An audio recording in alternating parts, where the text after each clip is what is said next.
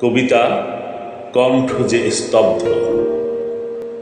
মানুষের কথা বলতে চেয়েছি, বলতে পারিনি। আমি চিৎকার দিয়ে কাঁদতে চেয়েছি, আমার কণ্ঠ যে স্তব্ধ। আমি বলতে চেয়েছি সীমাহীন বেদনার কথা, আমার গলার টুটি চেপে ধরে কণ্ঠ করেছে স্তব্ধ। আমি শুনতে পাই যে সীমাহীন কান্নার আওয়াজ, যে কান্নায় লুকিয়ে রয়েছে লাঞ্ছিত মানুষের না পাওয়ার অধিকার। চোখের আলো নিভিয়ে দিয়েছে তাদের, পট্টি বেঁধে দিয়েছে চোখের উপর। সমাজপতিরা লুণ্ঠন করে চলছে জনতার খাবার, বিবেক আজ মুছে গেছে মানুষের, চারিদিকে হাহাকার, শুধু হাহাকার। সরকারি কর্তা গদিতে বসে চালায় আমার দেশ, লুণ্ঠন করে পকেট ভরেছে, দেশটা করেছে শেষ।